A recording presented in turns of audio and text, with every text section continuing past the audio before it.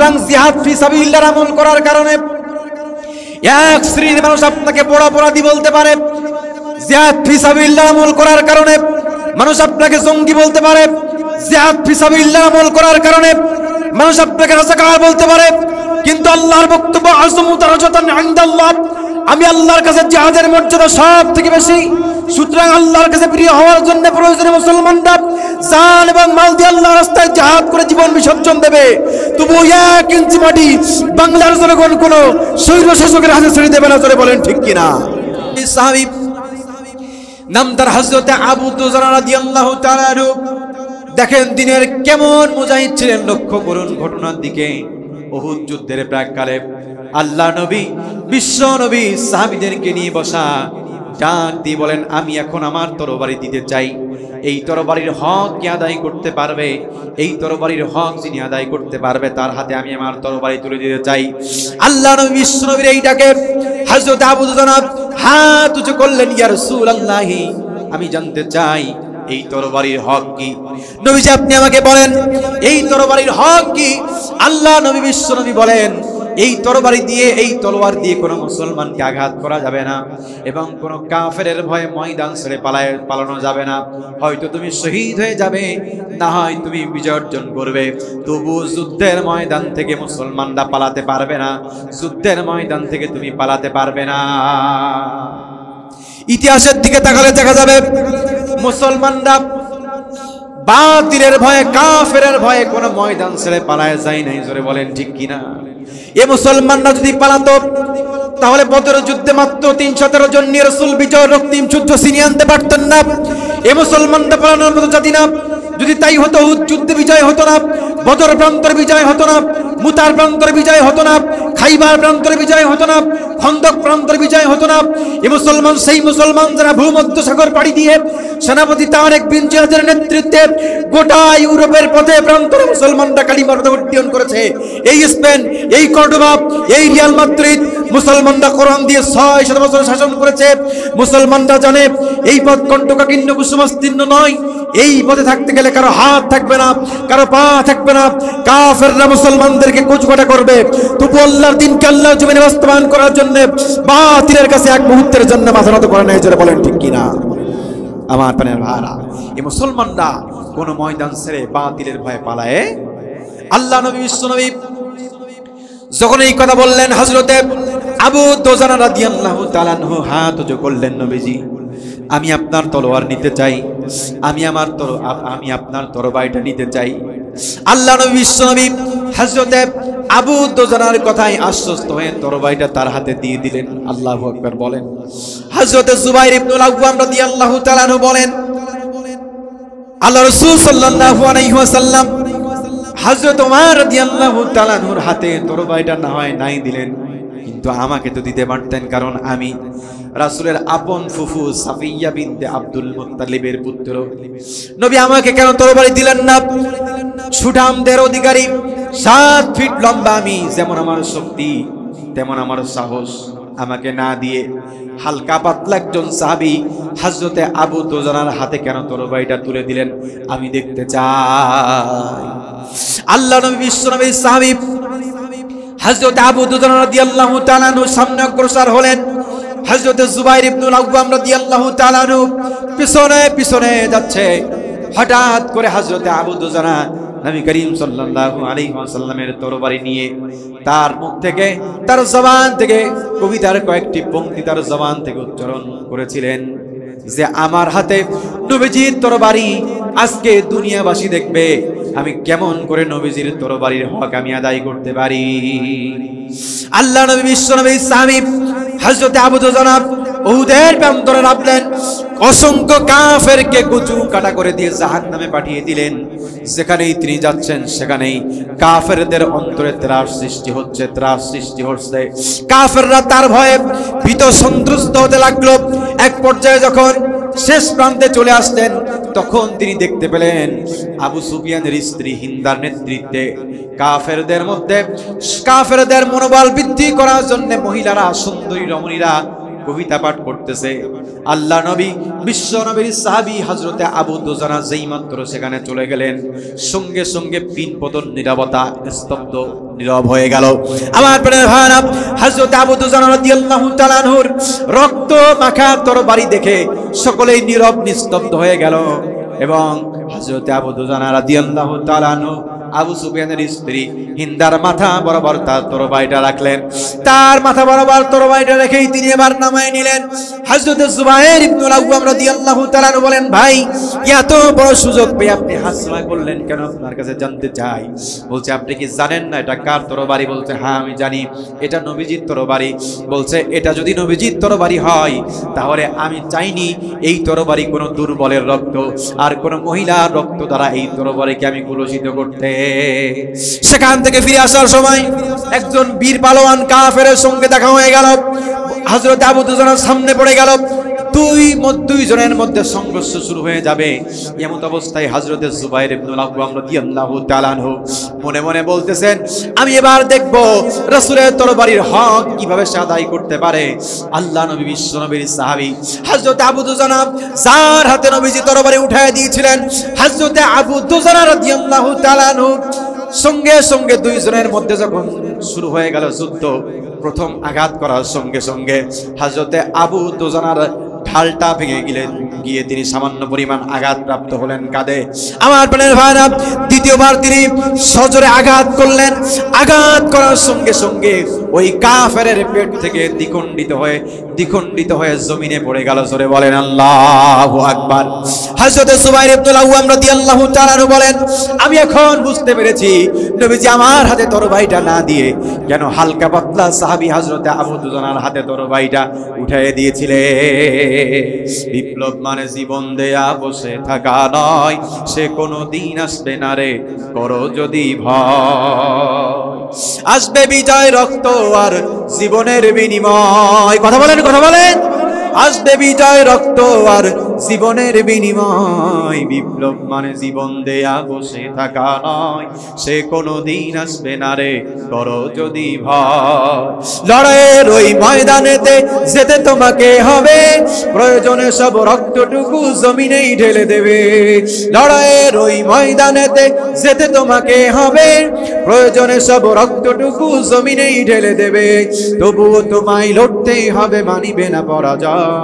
বিপ্লব মানে জীবন দেয়া বসে থাকা নয়, সে কোনদিন আসবে না রে, করো যদি ভয়। লিল্লাহি তাকবীর, লিল্লাহি তাকবীর। দ্বিতীয় মেহমানের এখনো যারা পাইনি দাওয়াত কোরআনের এই মিছিলে,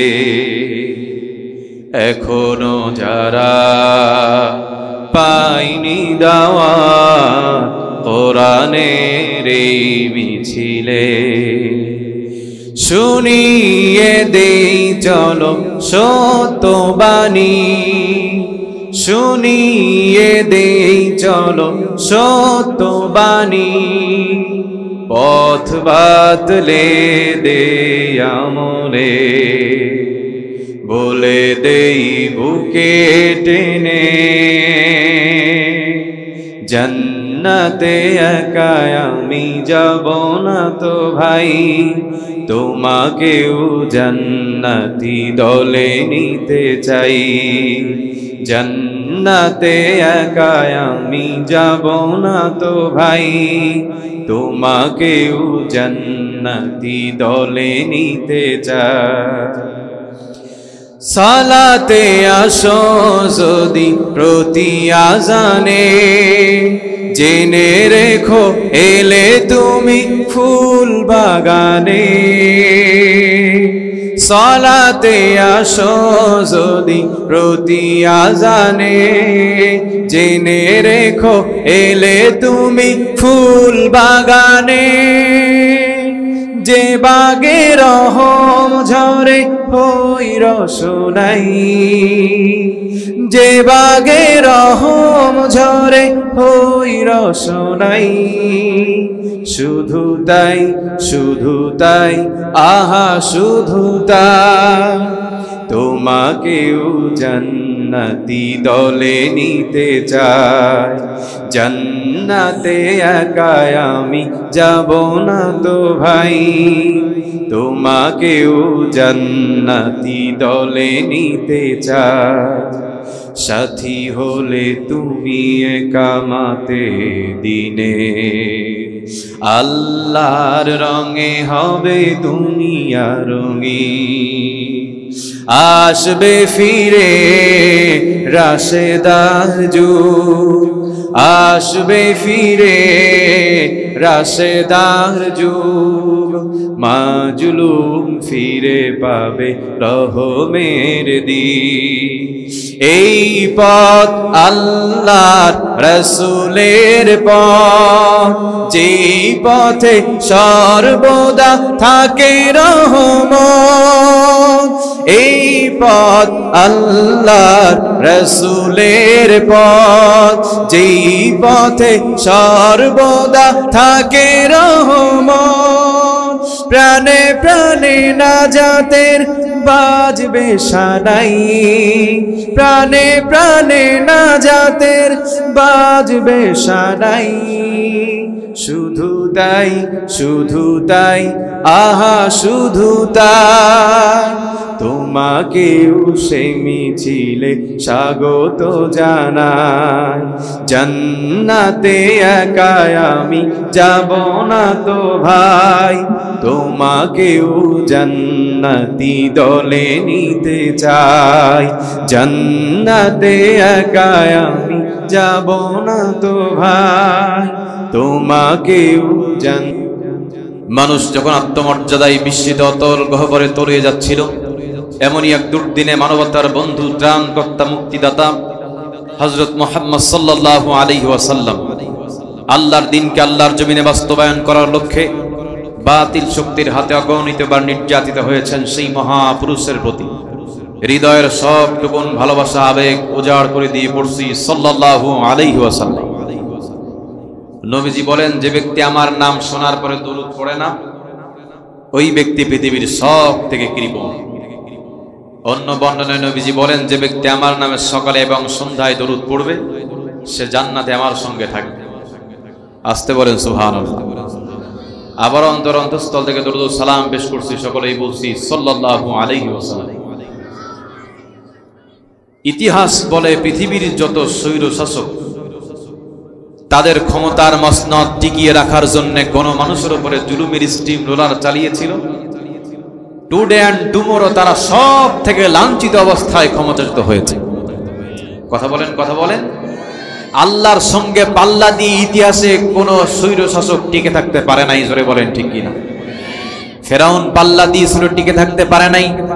লোহিত সাগরের নাগানি জুবানিকে আল্লাহ মেরেছিলেন।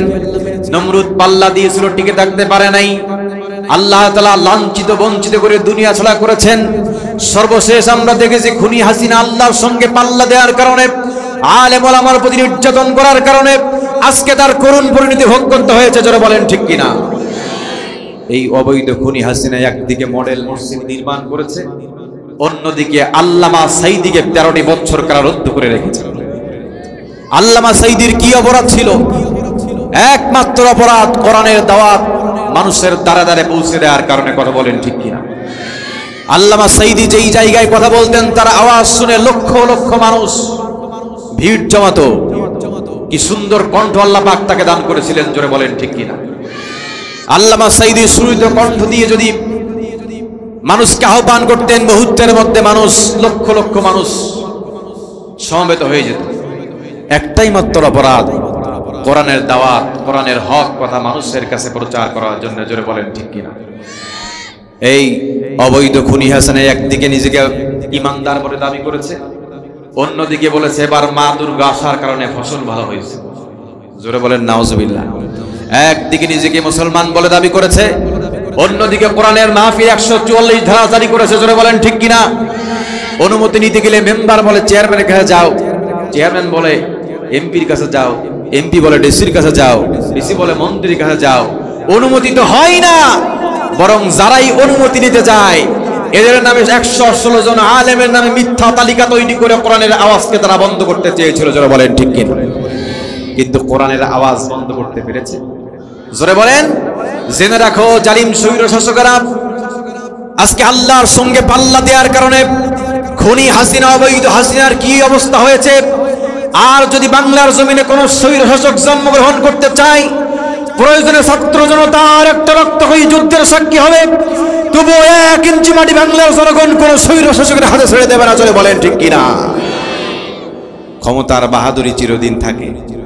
জোরে বলেন থাকে। কোরআন আল কারীমের একটা আয়াতে কারিমা তেলাওয়াত করেছি, সূরা তাওবার 19 নম্বর আয়াত। আল্লাহ রাসূলের অগণিত হাদিস থেকে একখানা স্বর্ণের টুকরা হাদিস পাঠ করেছি। এর ভিত্তিতে আজকে আলোচনার বিষয় হলো জিহাদ ফি সাবিলিল্লাহ। কণ্ঠ নষ্ট হয়ে যায় 10 মিনিট, তাহলে বাকি সময় কথা বলতে কি হবে? কণ্ঠ তো নষ্ট হয়ে যাচ্ছে, এখানে নয়েজ টানতেছে, তো মাইক্রোফোন পাল্টাই দেন না হয়।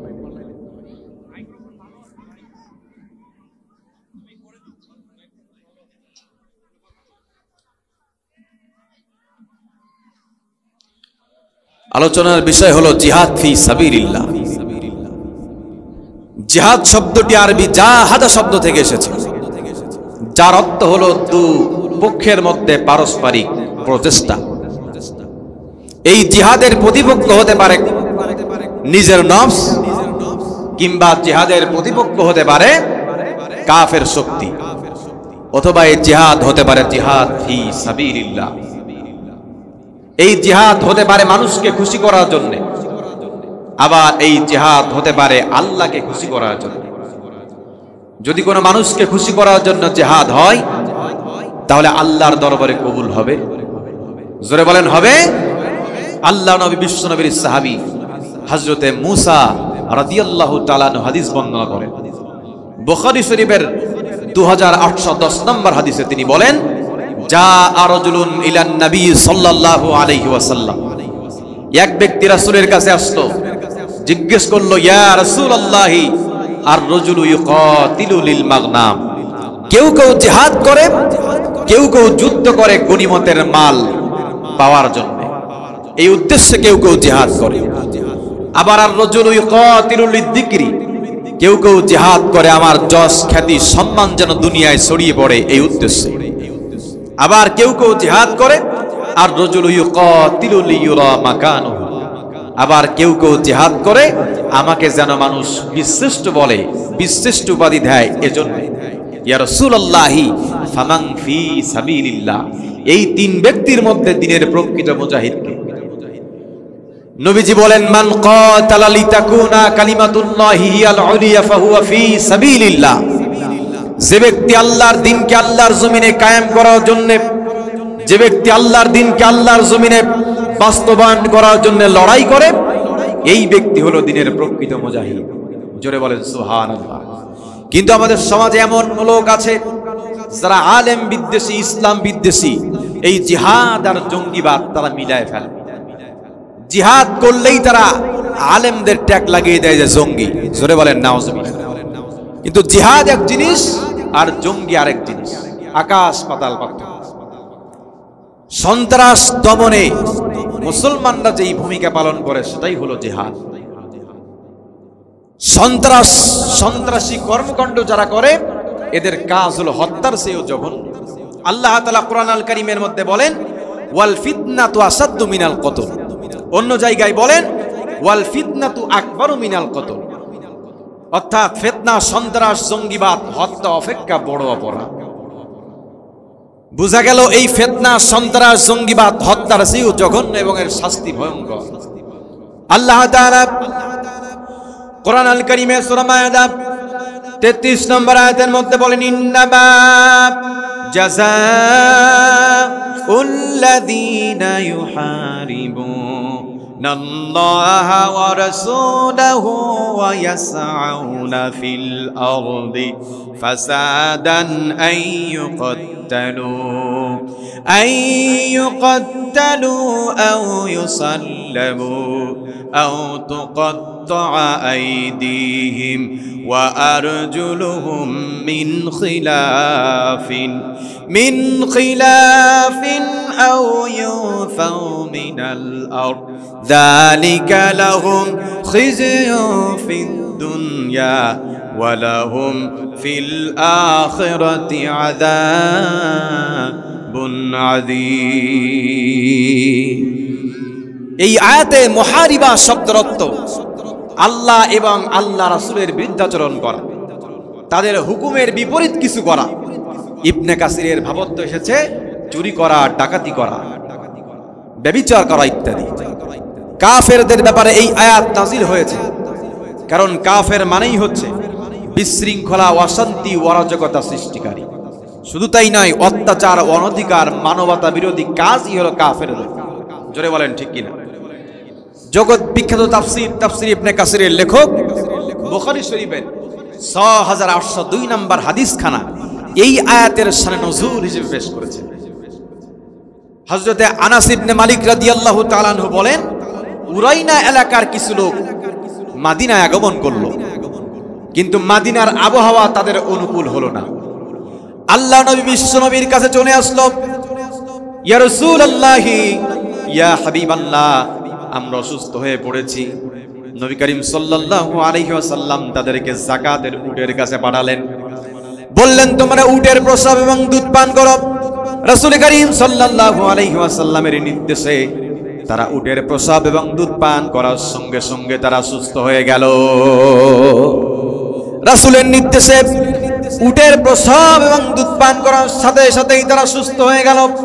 কিন্তু যেই মাত্র সুস্থ হয়ে গেল, তারা ইসলাম থেকে মুরতাদ হয়ে গেল। শুধু তাই নয়, রাখালকে হত্যা করে তারা উটগুলো ডাকাতি করে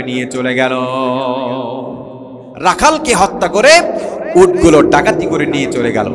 এরা ফিতনা ফাসাদ সৃষ্টি করতে চেয়েছিল। এমন ফিতনা ফাসাদ সৃষ্টিকারী সমাজের মধ্যে আছে না নাই? জোরে বলেন আছে না নাই? এদেশের 18 কোটি শান্তিপ্রিয় মানুষের উপরে ষড়যন্ত্রের মাধ্যমে আওয়ামী দোসরদের উস্কানিতে এত বছর পরে ইস্কান নামক জঙ্গি সংগঠন ফুসে ওঠার স্পর্ধা দেখিয়েছে। জোরে বলেন ঠিক কিনা?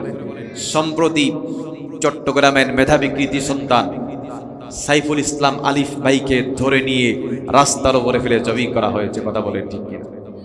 আজকে রংপুরের মাটি থেকে আমরা স্পষ্ট ভাষায় জানিয়ে দিতে চাই, সনাতনী ধর্মের নামে বাংলাদেশে কোনো সন্ত্রাসী কার্যক্রম চলতে দেয়া হবে না। কথা বলেন। আজকে তারা ধর্মের দোহাই দিয়ে বাংলাদেশে সাম্প্রদায়িক হাঙ্গা দাঙ্গা বাঁধেই একটা পরিবেশ তারা নষ্ট করতে যাচ্ছে। সুতরাং আমরা স্পষ্ট ভাষায় জানিয়ে দিতে চাই, অন্তর্বর্তীকালীন সরকারকে এখন থেকে তাদের প্রত্যেকটা কার্যক্রম আপনাকে পর্যবেক্ষণ করতে হবে। তা না হলে এরা আগামী দিনগুলোতে এর থেকে ভয়ঙ্কর রূপ ধারণ করতে পারে। কথা বলেন ঠিক কিনা? শুনে রাখো, আওয়ামী লীগের পা চাটা গোলামেরা তৎকালীন সময় ফেরাউন, নমরুদ, আবু জেহেল, আবু লাহাবরা ষড়যন্ত্রের নীল নকশা অঙ্কন করেও যেমন তাদের এজেন্ডা বাস্তবায়ন করতে পারে নাই, আজ নব্য ফেরাউন, নব্য নমরুদ, নব্য আবু জেহেলের কোন ষড়যন্ত্র এ বাংলার জমিনে বাস্তবায়ন হতে দেওয়া হবে না। জোরে বলেন ঠিক কিনা? আজকে একদল মানুষ চাচ্ছে যে আজকে বাংলাদেশে একটা পরিবেশ নষ্ট করব, পরিবেশ নষ্ট করে চট করে আমাদের বুবুকে বাংলার জমিনে ফিরিয়ে আনবে। কথা ঠিক না বেঠি? চট করে ফিরিয়ে আনো, তোমার বুবুর জন্য আমাদের আয়নাঘর রেডি আছে। কথা ঠিক না বেঠি? জোরে বলেন। আইসো চট করিয়া আয়নাঘরে তোমার জন্য রাখছি গো সাজাইয়া বুবু, আয়নাঘরে তোমার জন্য রাখছি গো সাজাইয়া। কথা বলেন। আইসো চট করিয়া আয়নাঘরে তোমার জন্য রাখছি গো সাজাইয়া বুবু, আয়নাঘরে তোমার জন্য রাখছি গো সাজাইয়া। আমরা রিসিপশনে বইসায় আছি, জুতার মালা লইয়া। আইসো চট করিয়া আয়নাঘরে তোমার জন্য রাখছি গো সাজাইয়া বুবু, আয়নাঘরে তোমার জন্য রাখছি গো সাজাইয়া। নির্বিচারে মারছ মানুষ ক্ষমতার লাগিয়া, দিন ধর্ম আর মানবতা সব কিছু ছাড়িয়া বুবু, সব কিছু ছাড়িয়া। তোমার পাপের শাস্তি, তোমার পাপের শাস্তি পাইতে হবে, যাইও না ভুলিয়া।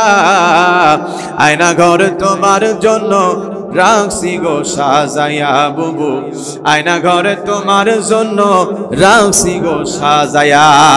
কথা বলেন, কথা বলেন।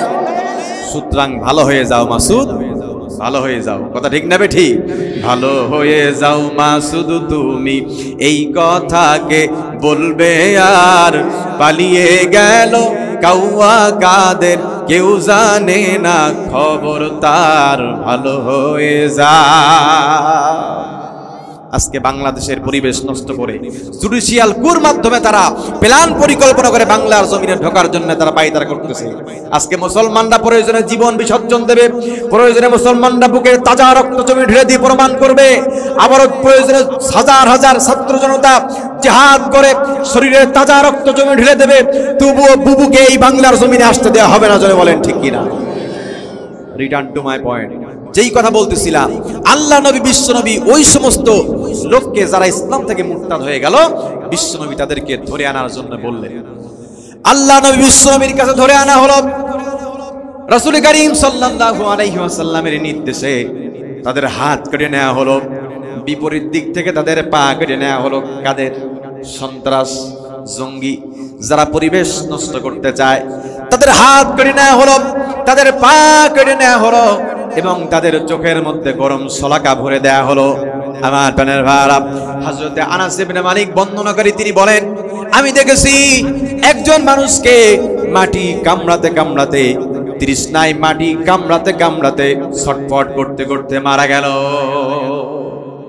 ক্বালা আবু কিলাবাতা হাউলাই কওমু সারাকু وقتلوا وكفروا بعد إيمانهم وحاربوا الله ورسوله।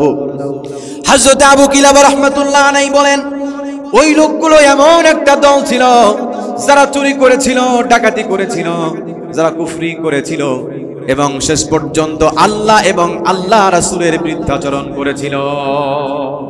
এজন্য আল্লাহ তাআলা আয়াত কারিমা নাযিল করে জানিয়ে দিলেন, যারা আল্লাহ এবং আল্লাহ রাসূলের বিরুদ্ধাচরণ করে, আল্লাহ এবং আল্লাহ রাসূলের বিরুদ্ধাচরণ করে, তাদের হাত বিপরীত দিক থেকে কেটে নেওয়া হবে, তাদের পা কেটে নেওয়া হবে, তাদের চোখের মধ্যে গরম শলাকা ভরে দেওয়া হবে। এটা হলো দুনিয়ার শাস্তি, আর কাল কিয়ামতের কঠিন ময়দানে এদের জন্য আছে ভয়ঙ্কর শাস্তি। কাদের জন্য? যারা সমাজে ফিতনা, ফাসাদ, জঙ্গিবাদ, সন্ত্রাসী কার্যক্রম চালাতে চায়। তাহলে আপনার জিহাদ আর জঙ্গিবাদ সম্পূর্ণ আলাদা বিষয়। কিন্তু যারা আলেম বিদ্বেষী, যারা ইসলাম বিদ্বেষী, এরা জঙ্গিবাদ আর জিহাদকে মিলায় ফেলে। জোরে বলেন নাউজুবিল্লাহ। আমার প্রাণের ভাইরা, ইসলাম আমাদেরকে শিখিয়েছে জিহাদ। কি শিখিয়েছে? জোরে বলেন, কি শিখিয়েছে? ইসলাম শিখিয়েছে জিহাদ। জিহাদ তাকেই বলে মানুষের অধিকার প্রতিষ্ঠায়, আল্লাহর অধিকার প্রতিষ্ঠায়, ইসলাম প্রতিষ্ঠায়, নারীর অধিকার প্রতিষ্ঠায়, ক্ষুধার্ত মেহনতি মানুষের অধিকার প্রতিষ্ঠায়, মিথ্যা নির্মূলে, সত্যের পক্ষে যেই যুদ্ধ মানুষেরা করে, এটাই হলো জিহাদ ফি সাবিলিল্লাহ। আমার প্রাণের ভাইরা, কিন্তু যতদিন দুনিয়ায় কাফের বেঈমানরা থাকবে ততদিন যুদ্ধ থাকবে। যতদিন যুদ্ধ থাকবে, কতদিন? যতদিন দুনিয়াতে কাফের বেঈমানরা থাকবে। কিন্তু কাফের বেঈমানরা যদি যতদিন পর্যন্ত থাকবে, যুদ্ধ থাকবে। কিন্তু কাফের বেঈমান না থাকলে আর যুদ্ধের প্রয়োজন হবে। আল্লাহ তাআলা বলেন, জাহিদিল কুফফার ওয়াল মুনাফিকিনা, নবীজি আপনি কাফের আর মুনাফিকদের বিরুদ্ধে জিহাদ করেন। কথা কার? জোরে বলেন, কথা কার? নবীজি বলেন, আমাকে প্রেরণ করে জিহাদকে ফরজ করে দেয়া হয়েছে। আমার উম্মত হয়ে আসা হযরত ঈসা আলাইহিস সালাম কর্তৃক দাজ্জালের সাথে লড়াই করে দাজ্জালকে হত্যা করার মাধ্যমে জিহাদ শেষ হয়ে যাবে। কারণ সেদিন ইসলামী হুকুমত কায়েম হয়ে যাবে, আর জিহাদের কোনো প্রয়োজন হবে না। সেদিন ইমাম মাহদীর সৈন্য হতে হলে এখন থেকে প্রশিক্ষণ গ্রহণ করতে হবে। ইমাম মাহদীর সৈন্য আমাদের হওয়ার ইচ্ছা আছে না নাই? জোরে বলেন, আছে না নাই?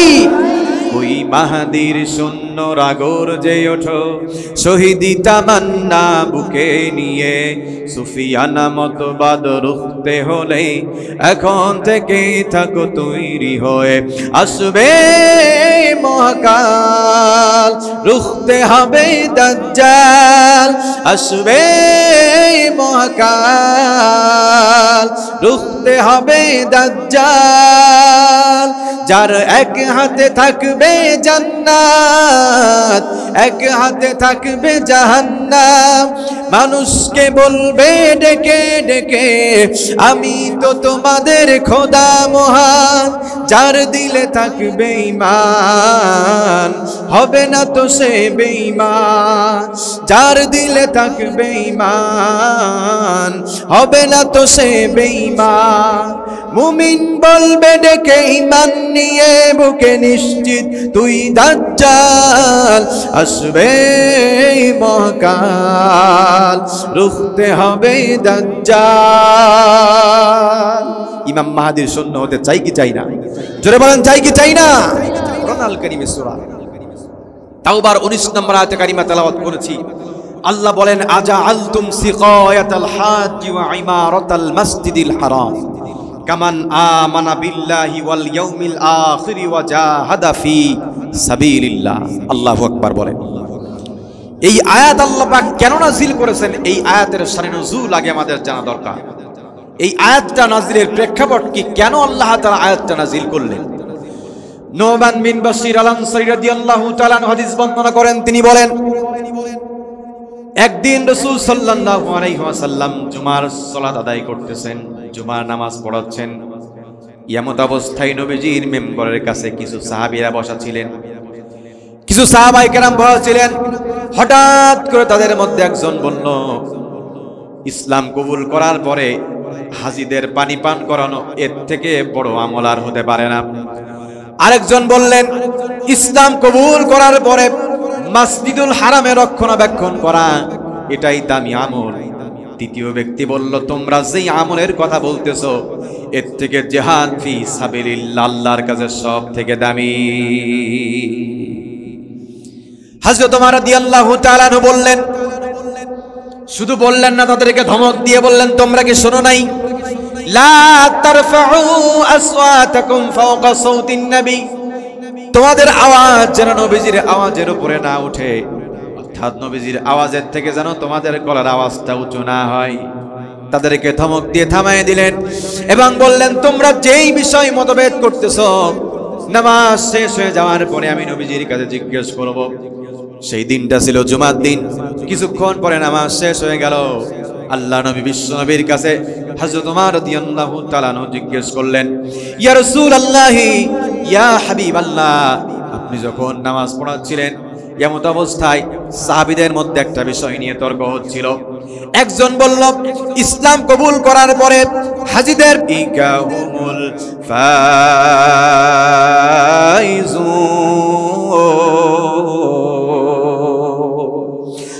ইমামুল আউয়ালিন ওয়াল আখিরিন বহরে সাদকা রাহমাতাল লিল আলামিন সাইয়্যিদুল কাওনাইনি খাতমুল মুরসালিন আখিরা মুদবুদে ফখরুল আউয়ালিন রাজিনা কিসমাতাল জাব্বার ফিনা লানা ইলমু ওয়ালিল আ'দা ইমালু ফাইন্নাল ইলমা ইয়াফনি আন কারিবিন ইন্নাল ইলমা বাকিন লা ইয়াজালু ইলমে রা'ে জাজু করদন বেহিসাব খলকে রাদা দন জওয়াবে বাসাওয়া।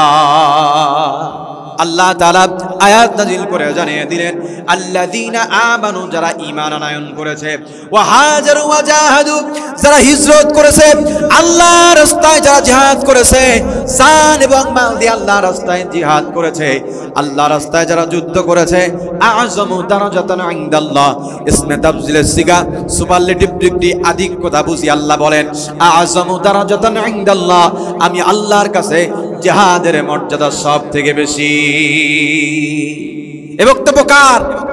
জোরে বলেন কার? সুতরাং জিহাদ ফি সাবিলিল্লাহর আমল করার কারণে এক শ্রেণীর মানুষ আপনাকে পোড়া অপরাধী বলতে পারে।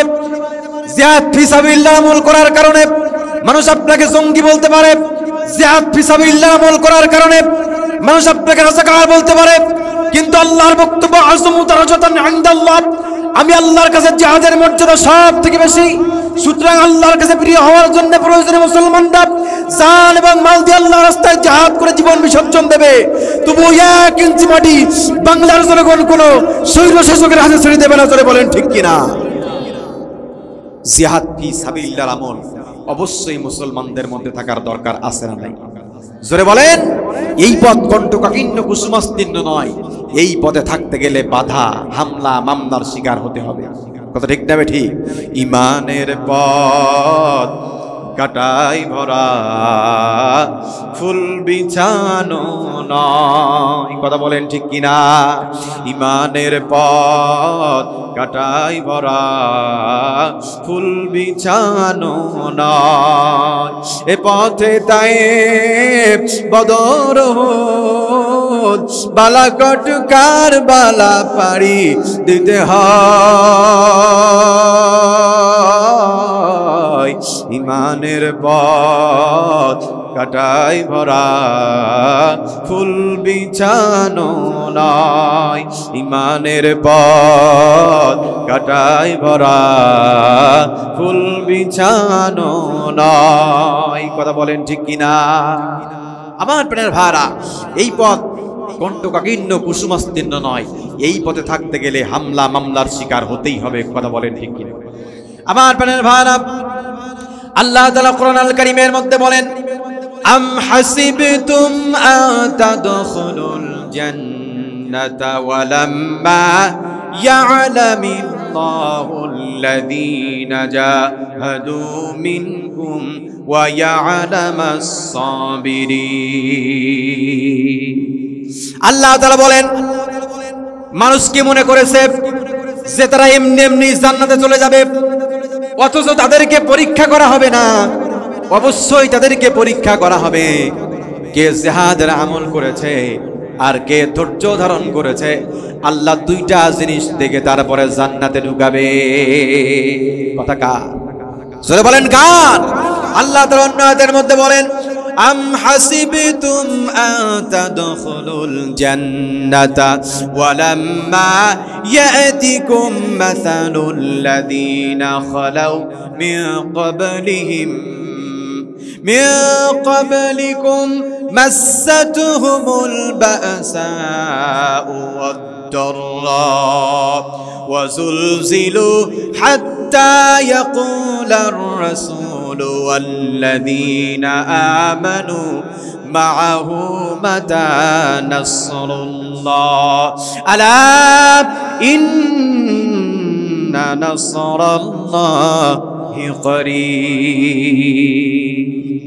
আমার প্রাণের ভাইরা, মদিনায় হিজরত করার পরে মুসলমানদের উপরে যখন কাফের বেঈমানরা বিভিন্নভাবে জুলুম নির্যাতন চালাচ্ছিল, এমত অবস্থায় আল্লাহ রাসূলের কাছে সাহাবীরা চলে আসলো, ইয়া রাসূলুল্লাহি, ইয়া হাবিবাল্লাহ, আপনি বলেন ইসলাম কবুল করার পরে কেন আমাদের উপরে এত জুলুম, এত নির্যাতন করা হচ্ছে? তখন আল্লাহ তাআলা আয়াতে কারিমা নাযিল করে জানিয়ে দিলেন, তোমরা মনে করেছো তোমরা এমনি এমনি আল্লাহর জান্নাতে চলে যাবে, অথচ তোমাদের পরীক্ষা করা হবে না। অবশ্যই তোমাদের পরীক্ষা করা হবে। যেমনি করে তোমাদের পূর্ববর্তী মানুষের উপরে, তোমাদের পূর্ববর্তী পুরুষের উপরে, পূর্বপুরুষের উপরে পরীক্ষা এসেছিল, এমন কোন জুলুম, এমন কোন নির্যাতন নাই তাদের উপরে আসে নাই। আমার প্রাণের ভাইরা, আল্লাহ পাক আয়াত নাযিল করে জানিয়ে দিলেন, এমন কোন জুলুম, এমন কোন নির্যাতন নাই তাদের উপরে করা হয় নাই। দুঃখ দুর্দশা তাদেরকে স্পর্শ করেছিল, এত খারাপ অবস্থা হয়েছিল। সাহাবীরা এবং রাসূল করিম সাল্লাল্লাহু আলাইহি ওয়াসাল্লাম আল্লাহকে বলতে বাধ্য হয়েছিলেন শেষ পর্যন্ত, আল্লাহর সাহায্য কখন আসবে? এত খারাপ অবস্থা হয়েছিল, এত জুলুম করা হয়েছিল, এত নির্যাতন করা হয়েছিল, এমন কোন অন্যায়, এমন কোন অবিচার, এমন কোন জুলুম নাই তাদের উপরে করা হয় নাই। এমনকি তারা বলতে বাধ্য হয়েছিল, আল্লাহর সাহায্য কখন আসবে? আল্লাহ তাআলা বলে দিয়েছিলেন, আলা তোমরা জেনে রাখো, ইন্না নিশ্চয় নাসরুল্লাহি করিব, আল্লাহর সাহায্য অতি নিকটে। আল্লাহর সাহায্য অতি নিকটে। আমার প্রাণের ভাইরা, এই দিন কায়েমের আন্দোলন করতে গিয়ে অসংখ্য সাহাবীর হাত করে নেওয়া হয়েছে, অসংখ্য সাহাবীর পা করে নেওয়া হয়েছে, অসংখ্য সাহাবীকে পঙ্গুত্ব বরণ করতে হয়েছে। বোঝা গেল দিনের ওপরে যারা অটল অবিচল থাকবে, যুগে যুগে তাদের ওপরে জুলুম আর নির্যাতন আসবে। কথা বলুন ঠিক কিনা? আল্লাহ নবী, বিশ্ব নবী, সাহাবী হযরত খাব্বাব রাদিয়াল্লাহু তাআলা আনহু ইসলাম কবুল করার পরে হযরত ওমর রাদিয়াল্লাহু তাআলা আনহু ডাক দিয়ে বলেন, ভাই খাব্বাব, আমি আপনার কাছে জানতে চাই, ইসলাম কবুল করার পরে কাফের বেঈমানরা আপনার উপরে কেমন জুলুম করেছে, কাফের বেঈমানরা আপনার উপরে কেমন নির্যাতন চালিয়েছে। হযরত খাব্বাব রাদিয়াল্লাহু তাআলা আনহু মক্কার 13 বছরের সেই রক্তকয়ী জীবনের কথা হযরত ওমর রাদিয়াল্লাহু তাআলা আনহুর সামনে তুলে ধরলেন। যেই নির্যাতন, সেই জুলুম 13 বছর দূরের কথা, 13 মিনিট সহ্য করা আমাদের মতো ঈমানদার মানুষের নাই। আমার প্রাণের ভাইরা, আমাদের মতো ঈমানের বলে বলিয়ান আমাদের মতো মানুষের ক্ষমতা নাই 15 মিনিট সহ্য করা। আমার প্রাণের ভাইরা, হযরত খাব্বাব রাদিয়াল্লাহু তাআলা আনহু কোন কাহিনী দিয়ে শুরু করবেন আর কোনটা দিয়ে শেষ করবেন তিনি যেন কিংকর্তব্য বিমূঢ়, তিনি যেন ভেবেই ঠিক করতে পারে না কি তিনি বলবেন। হযরত খাব্বাব রাদিয়াল্লাহু তাআলা আনহু কোনো কিছু না বলে এক পর্যায়ে তিনি তার কোমরটা বের করে দিলেন, তার জামাটা তিনি উঁচু করে দিলেন হযরত ওমর রাদিয়াল্লাহু তাআলা আনহুর সামনে। হযরত ওমর রাদিয়াল্লাহু তাআলা আনহু দেখার সঙ্গে সঙ্গে আটকে উঠলেন আর বললেন, ভাই খাব্বাব, এই নাকি আপনার কোমরের অবস্থা? আমি ওমর আজ পর্যন্ত দেখি নাই কোন মানুষের কোমর এতটা বিভৎস হতে পারে। আমি ওমর কোনদিন দেখি নাই মানুষের কোমর এতটা বিভৎস হতে পারে। হযরত খাব্বাব রাদিয়াল্লাহু তাআলা আনহু বললেন, ভাই ওমর, আপনি শুনেন তাহলে আমার উপরে কেমন নির্যাতন করা হয়েছে। ইসলাম কবুল করার পরে, ইসলাম গ্রহণ করার পরে আমাকে উত্তপ্ত বালুর উপরে টানা হেঁচড়া করা হতো লোহার বর্ম পরিয়ে। শুধু তাই নয়, আমার পিঠের নিচে আগুনের অঙ্কর দেয়া হতো, আমার পিঠের নিচে আগুনের অঙ্কর দেয়া হতো। ওই আগুন দিয়ে আমার চর্বি গলে গলে তাদের আগুন যে কতবার নিভে গেছে আমি খাব্বাব সঠিকভাবে সেটা বলতে পারবো না। বুঝা গেল দুনিয়াতে যে যত বড় বড় ঈমানদার, দুনিয়ায় তার পরীক্ষাও তত বেশি। আল্লাহ তাআলা বলেন, আহাসিবান নাসু আইয়ুতরাকু আইয়াকুলু আমান্না ওয়া হুম লা ইফতানুন। আল্লাহ তাআলা বলেন, আহাসিবান নাস আইয়ুতরাকু আইয়াকুলু আমান্না ওয়া হুম লা ইফতানুন। মানুষ কি মনে করেছে তারা মুখে বলবে আমি ঈমান এনেছি, এ কথা বললেই মানুষকে ছেড়ে দেওয়া হবে, অথচ ওহুম লা ইফতানুন, মানুষকে পরীক্ষা করা হবে না। অবশ্যই পরীক্ষা করা হবে যে তাদের মধ্যে কে কর্মে শ্রেষ্ঠ। আল্লাহ তাআলা বলেন, আল্লাযী খলাকাল মাউতা ওয়াল হায়াতা লিয়াবলুয়াকুম আইয়ুকুম আহসানু আমালা, যিনি সৃষ্টি করেছেন মরণ এবং জীবন যাতে করে পরীক্ষা নিতে পারেন কে তোমাদের মধ্যে কর্মে শ্রেষ্ঠ। কথা কার? জোরে বলেন কার? আল্লাহ রাসূল বলেন, আখলিস দীনাকা ইয়াকফিকাল আমালুল কলিল। আমল করার মতো আমল যদি বান্দা করতে পারে তাহলে অল্প আমল নাজাতের জন্য যথেষ্ট হয়ে যাবে। আপনি কত আমল করেছেন আল্লাহ পাক দেখবেন না, আল্লাহ পাক দেখবেন আপনি কোয়ান্টিটি দেখবেন না, দেখবেন কোয়ালিটি সম্পন্ন আমল। সারা রাতের মধ্যে আপনি 4 রাকাত নামাজ পড়েছেন, আর এটা যদি আল্লাহর সন্তুষ্টির জন্য হয়, ওই 20 রাকাত নামাজ পড়া থেকে 4 রাকাত নামাজ আল্লাহর দরবারে গ্রান্টেড হয়ে যাবে। সুবহানাল্লাহ। এজন্য যে কোনো কাজ করতে হবে একমাত্র কার সন্তুষ্টির জন্য? জোরে বলেন কার সন্তুষ্টি? পৃথিবীর কোন মানুষের খুশি করার জন্য করলে তার আমল আল্লাহর দরবারে কবুল হবে না। আল্লাহ পাক অবশ্যই পরীক্ষা করবেন তার মধ্যে জিহাদের আমল ছিল কিনা। আল্লাহ পাক দেখবেন যে তার অন্তরের মধ্যে জিহাদের কামনা বাসনা আকাঙ্ক্ষা কেমন ছিল। এজন্য নবী করিম সাল্লাল্লাহু আলাইহি ওয়াসাল্লাম বলেন, মাম্মাতা ওয়ালাম ইয়াগজু ওয়ালাম ইউহাদ্দিস নাফসাহু বিল গাজী মাতা মিতাতান জাহিলিয়া। যেই ব্যক্তি মৃত্যুবরণ করল অথচ আল্লাহর রাস্তায় জিহাদ করলো না, জিহাদের কামনা বাসনা তার অন্তরে জাগ্রত হলো না, তার মৃত্যু যেন হলো জাহিলিয়াতের উপরে। নবীজি বললেন, যেই ব্যক্তি জিহাদ করলো না, জিহাদের অনুপ্রেরণা তার অন্তরে জাগ্রত হলো না, তার মৃত্যু হলো জাহিলিয়াতের উপরে। জিহাদের আমল থাকার দরকার আছে না নাই? কথা বলেন আছে না নাই?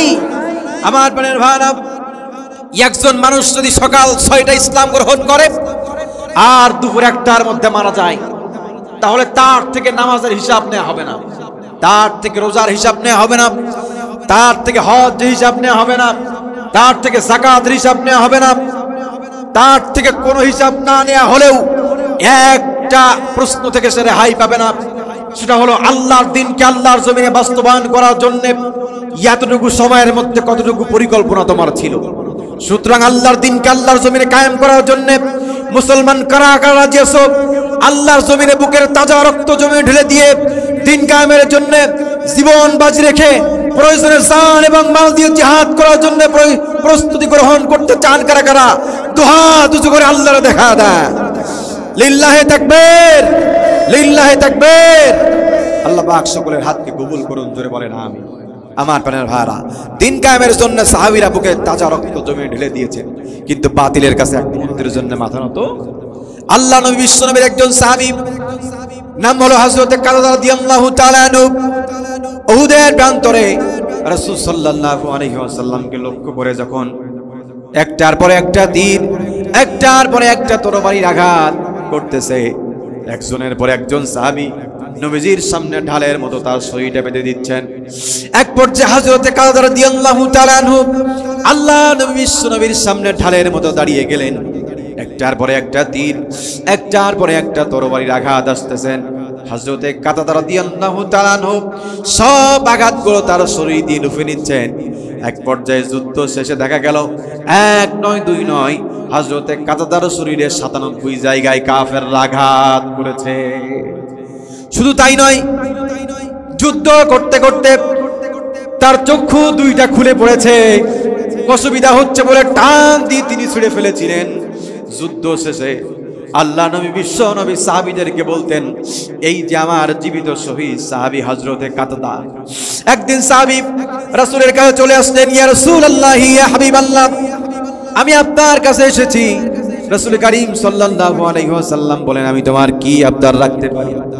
আল্লাহ রাসূল সাল্লাল্লাহু আলাইহি ওয়াসাল্লামের কথায় কাতাদা বললেন, নবীজি, আমি আপনার কাছে কিচ্ছু চাই না, শুধু একটা জিনিস আমি আপনার কাছে চাই, আপনি আল্লাহর কাছে একটু আমার চোখের জন্য দোয়া করে দেন, যাতে করে আল্লাহ তাআলা আমার চক্ষু 2টা আগের মতো ভালো করে দেয়, আর আমার চোখ 2টা দিয়ে আমি আপনি রাসূলের নূরানী চেহারা মোবারক যাতে করে আমি দেখতে পাই। আল্লাহ নবী বিশ্ব নবী হযরত কাতাদার চোখের ব্যাপারে দোয়া করে দিলেন। দোয়া করতে দেরি হলো, সঙ্গে সঙ্গে আল্লাহ তাআলা হযরত কাতাদা রাদিয়াল্লাহু তাআলা আনহুর চক্ষু আগের থেকে বেশি দৃষ্টি শক্তি প্রখার করতে দেরি করলেন না। জোরে বলেন সুবহানাল্লাহ। আল্লাহর দিনকে আল্লাহ জমিনে কায়েম করার জন্য রাসূলের ভালোবাসা অন্তরে ধারণ করে 1 নয় 2 নয় 97 জায়গায় আঘাত প্রাপ্ত হয়েছে। তার চক্ষু 2টা খুলে ঝরে পড়েছে, অসুবিধা হচ্ছে বলে তিনি টান দিয়ে তিনি ছেড়ে ফেলেছিলেন, কিন্তু বাতিলের ভয়ে এক মুহূর্তের জন্য হযরত কাতাদা রাদিয়াল্লাহু তাআলা ময়দান ছেড়ে পালায় যায় নাই। কথা বলেন ঠিক কিনা? এজন্য নবীজি বলেন, লা ইউমিনু আহাদুকুম হাত্তা আকুনা আহাব্বা ইলাইহি মিন ওয়ালিদিহি ওয়া ওয়ালাদিহি ওয়ান নাসি আজমাইন। পরিপূর্ণ ঈমানদার হতে পারবে না যতক্ষণ পর্যন্ত আমি নবীর প্রেম তোমাদের অন্তরের মধ্যে পৃথিবীর সকল আত্মীয়-স্বজন, এমন কি তোমার পিতামাতা অন্য বর্ণনায় নিজের জানের থেকে আমি রাসূলকে ভালো না বাসবা। আমি রাসূলকে যতক্ষণ পর্যন্ত নিজের জানের থেকে বেশি ভালোবাসতে না পারবা, ততক্ষণ পর্যন্ত আমি নবী বলে দিলাম তোমরা প্রকৃত ঈমানদার হতে পারবে না। রাসূলকে ভালোবাসি কি বাসি না? নবীজি বলেন, আলমারউ মা'a মান আহাব্বা ওয়া আনতা মা'আল্লাযী আহবাবতা। দুনিয়ার মধ্যে যার সঙ্গে যার ভালোবাসা, যার সঙ্গে যার ওঠা বসা থাকবে, কাল কিয়ামতের কঠিন ময়দানে তার সঙ্গে তার হাসর নাসর হয়ে যাবে। এখন আওয়ামী লীগের দোষকদের যদি ওঠা বসা থাকে তাদের বুবুর সাথে, তাহলে বুবুর চরিত্র যেমন সেই বুবুর সঙ্গে উঠানো হবে। কথা ঠিক না বেঠিক? যেমন নেতার সাথে আপনার উঠা বসা, কাল কিয়ামতের কঠিন ময়দানে ওই নেতার সঙ্গে আপনাকে ধরে উঠানো হবে। আমার প্রাণের ভাইরা, দুনিয়ার মধ্যে আপনার আমার আদর্শ যদি রাসূলের হয়, তাহলে কাল কিয়ামতের কঠিন ময়দানে মুসিবতের সময় যেই দিন পিতা তার সন্তানকে চিনবে না, মা তার কলিজার টুকরা সন্তানকে চিনবে না, এত কঠিন দিন সেই দিন হবে। আল্লাহ তাআলা বলেন ফাইদা জাআতিস সাখা, যেদিন কান ফাটানো বিকট আওয়াজ আসবে, ইয়াউমা ইয়াফিরুল মারউ মিন আখি, মানুষ তার ভাই থেকে পলায়ন করবে, ওয়া উম্মিহি ওয়া আবি, মানুষ তার মাতা পিতা থেকে পলায়ন করবে, ওয়া সাহিবাতিহি ওয়া বানি, মানুষ তার সন্তান সন্ততি স্ত্রী থেকে পলায়ন করবে। এত কঠিন দিন সেই দিন হবে। আজকে যেই সূর্যটা আমাদেরকে তাপ দেয়, এই সূর্য থেকে কাল কিয়ামতের কঠিন ময়দানে সূর্য হবে 100 গুণ ভারী, 100 গুণ পাওয়ারফুল, 100 গুণ শক্তিশালী। সূর্যের তাপে জমিনটা রক্তিম বর্ণ ধারণ করবে। বান্দা দুনিয়ার মধ্যে যে আমল করতেছে সব রবের কাছে পৌঁছায় গেছে। কাল কিয়ামতের কঠিন ময়দানে বান্দার হাতে আল্লাহ তাআলা আমলনামা ধরাই দিয়ে বলবেন ইকরা কিতাবাকা কাফা বিনাফসিকাল ইয়াউমা আলাইকা হাসিবা। আজকে তুমি তোমার আমলনামা পড়ো, তুমি তোমার আমলনামা পড়ে একটা মতামত দাও জান্নাতি না জাহান্নামী। বান্দা আমলনামা পড়ে পাগল পারা হয়ে যাবে, এটা কেমন আমলনামা আমাকে দেয়া হলো। একটা ছোট্ট ভালো কাজ বাদ পড়ে নাই, আবার একটা ছোট্ট খারাপ কাজ বাদ পড়ে নাই। এত কঠিন দিন যেই দিন হবে, সেই দিনে নবী করিম সাল্লাল্লাহু আলাইহি ওয়াসাল্লামের সঙ্গে যদি আমাদের দুনিয়ায় ওঠা বসা হয়ে থাকে, নবী করিম সাল্লাল্লাহু আলাইহি ওয়াসাল্লামের সঙ্গে ওঠা বসা মানে নবীজির আদর্শ যদি আমরা দুনিয়ায় লালন করে থাকি, কাল কিয়ামতের কঠিন ময়দানে নবী করিম সাল্লাল্লাহু আলাইহি ওয়াসাল্লাম আমাদের জন্য সুপারিশ করবে। রাসূলকে ভালোবাসি কি বাসি না? জোরে বলেন, হে রাসূল তোমায় ভালোবাসি, অন্তরে শুধুই মুখে না, জান্নাতের আশায় হে রাসূল, জাহান্নাম কেউ সরি না। সব যে গুম্বাদ ওয়ালে मंजूर दुआ करना, जब वक्त नज़र आए दीदार अता करना। या रसूल खुदा आकर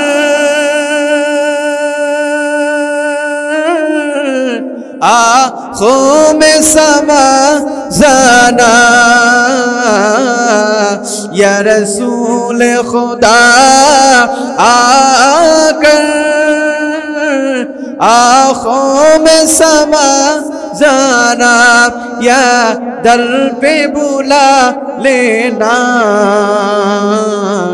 या ख्वाब में आजाना, या परधानशी दिल के पर्दे में रहा करना, जब वक्त नज़र आए दीदारे अता करना। রাসূলকে ভালোবাসার দরকার আছে না নাই? জোরে বলেন আছে না নাই? আপনাদের কাছে একটা প্রশ্ন রাখতে চাই। আপনি আপনার স্ত্রীকে ভালোবাসেন, সেও আপনাকে ভালোবাসে, নতুন বিবাহ হয়েছে। এখন যদি আপনার স্ত্রী আপনার কাছে একটা আবদার রাখে, ভালো করে খেয়াল করবেন। আপনার স্ত্রী আপনার কাছে এসে যদি বলে, ওগো প্রাণের স্বামী, আমি আপনার কাছে একটা আবদার রাখতে চাই। কি রাখতে চাই? একটা আবদার রাখতে চাই। স্বামী বলেন, বলো কি আবদার আমি তোমার রাখতে পারি।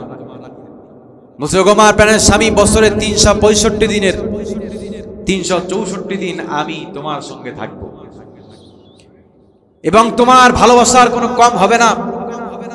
তুমি যেটা অর্ডার করবা সেটাই আমি মানবো, কোনো সমস্যা হবে না। কিন্তু বছরের একটা দিন তোমাকে কিন্তু রাখতেই হবে।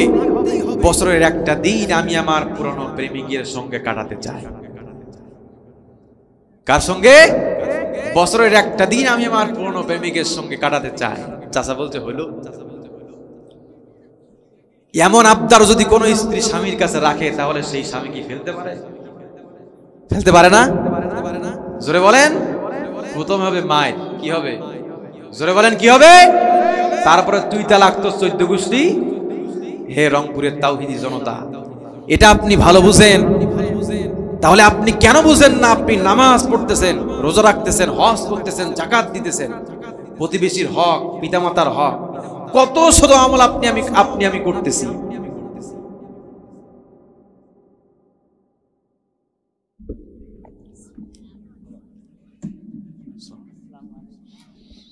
তাহলে আমরা আজকের আলোচনা দিয়ে কি বুঝলাম? নামাজ, রোজা, হজ, যাকাত সব আমল যদি আপনার আমার মধ্যে থাকে, আর দিন কায়েমের আন্দোলন যদি, জিহাদ ফি সাবিলিল্লাহর আমল যদি আপনি আমি করতে না পারি, রাসূল বলেন আপনার আমার মৃত্যু হবে জাহিলিয়াতের উপরে। এজন্য সব আমলের পাশাপাশি দিন কায়েমের আন্দোলন করার দরকার আছে না নাই? জোরে বলেন আছে না নাই? দিন কায়েমের জন্যে যদি, দিন কায়েমের জন্যে যদি মরতে আমার হয়, এমন মরণ দাও গো প্রভু, ও গো দয়াময়, এমন মরণ দাও গো প্রভু, ও গো দয়াময়। আল্লাহ তাআলার হুকুম শোনো, যুদ্ধে বাহির হও না কেন, আল্লাহ তাআলার হুকুম শোনো, যুদ্ধে বাহির হও না কেন, মাজলুমানের কান্না তোমার, মাজলুমানের কান্না তোমার, কেমনে প্রাণে সয়,